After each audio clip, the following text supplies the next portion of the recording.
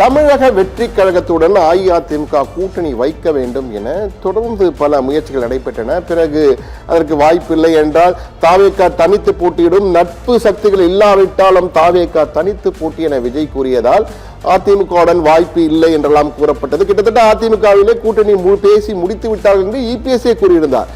இந்த சூழ்நிலையில் தான் விஜயிடம் கூட்டணி குறித்து மனம் திறந்து பேசியிருக்கிறார் என்று எடப்பாடி பழனிசாமி. அது குறித்து நாம் முழுமையாக பார்ப்பதற்கு முன்னால் ஊழல் குறித்து, அதிமுக ஒரு ஊழல் கட்சி, கட்சியிலே பலர் தண்டிக்கப்பட்டிருக்கிறார்கள், நீதிமன்றத்துக்கு சென்று சிறைக்கு சென்றிருக்கிறார்கள் என்றெல்லாம் காலையிலே கடுமையாக விமர்சனம் வைத்தார் முதலமைச்சர் ஸ்டாலின். எனவே அவருடைய கேள்விக்கு பதில் கொடுத்திருக்கிறார் தற்பொழுது எடப்பாடி பழனிசாமி. அப்படி என இபிஎஸ் பேசினார். அந்த என்டிடிவி தமிழ்நாடு சம்மிட்டிலே இபிஎஸ் என்ன பேசினார் ஊழல் தொடர்பாக என்பது குறித்து தற்போது நாமும் பார்க்கலாம்.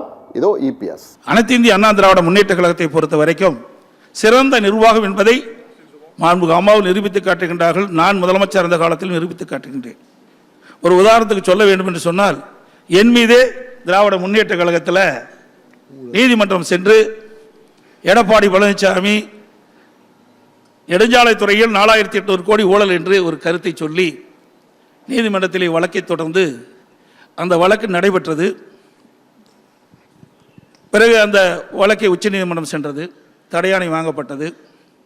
பிறகு உச்சநீதிமன்றம் திராவிட முன்னேற்ற கழக அரசு வந்த பிறகு தடையாணை நீக்கி உயர்நீதிமன்றம் இந்த வழக்கை விசாரிக்கலாம் என்று மீண்டும் உயர்நீதிமன்றத்துக்கு உச்சநீதிமன்றம் அந்த வழக்கை அனுப்பப்பட்டு உயர்நீதிமன்றம் அந்த வழக்கை விசாரிக்கின்ற பொழுது யார் என் மீது வழக்கு தொடர்ந்தார்களோ அவர்களே திரும்ப பெறுவதாக சொன்னார். ஆனால் நான் அதை மறுத்துவிட்டேன். ஏற்கனவே முதலமைச்சர் அவர்கள் சட்டமன்றத்திலே எடப்பாடி பழனிசாமி நெடுஞ்சாலைத்துறையிலே ஊழல் செய்தார் என்ற குற்றச்சாட்டை வைத்து பதிவு செய்து விட்டார். அதை நீக்க முடியாது. பல ஊடகத்திலும் பத்திரிகைகளும் அவர்கள் பேட்டி கொடுத்திருக்கின்றார்கள்.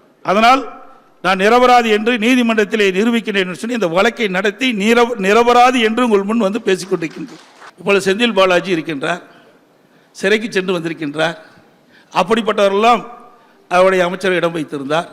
அது மட்டுமல்ல, திரு ஸ்டாலின் அவர்கள் எதிர்க்கட்சி தலைவராக இருக்கின்ற பொழுது கரூர் பொதுக்கூட்டத்திலே செந்தில் பாலாஜியை பற்றி விமர்சனம் செய்து எல்லா தொலைக்காட்சியிலும் வந்திருக்குது, பத்திரிகையில் வந்திருக்கிறது.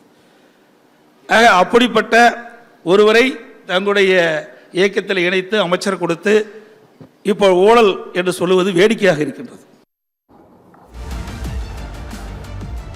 தற்போது இபிஎஸ் ஊழல் குறித்து அவர் பதிலடி கொடுத்திருக்கிறார். ஆனால் ஒரு விடயம் மிக தெளிவாக இருக்கிறது. பொதுமக்கள், அரசியல் தலைவர்கள் ஒருவர் மீது ஒருவர் ஊழல் குற்றச்சாட்டு வைப்பார்கள். ஆனால் பொதுமக்களுக்கு நன்காக தெரியும் யார் தண்டனைப்பட்டு சிறைக்கு சென்றார்கள், எந்தெந்த வழக்கு நடைபெற்று இந்த வழக்கு பொய் வழக்காக மாறியது என்பதெல்லாம் பொதுமக்கள் பார்த்து கொண்டிருக்கிறார்கள். ஊடகங்களாக நாங்களும் அந்த உண்மை செய்திகளை சத்தியம் தொலைக்காட்சி உள்ளதென்றும் இல்லதென்றும் மிக தெளிவாக இது போன்ற வழக்குகளில் யார் தண்டிக்கப்பட்டார்கள், யார் சிறைக்கு சென்றார்கள், எந்த வழக்கு நடந்து கொண்டிருக்கிறது, வழக்கு விசாரணை போது யார் கைது செய்யப்பட்டார்கள், பிறகு வெளியே வந்தார்கள், நீதிமன்றத்தில் வழக்கு நடப்பது என்பதையெல்லாம் மிக தெளிவாக கொடுத்து கொண்டிருக்கிறோம்.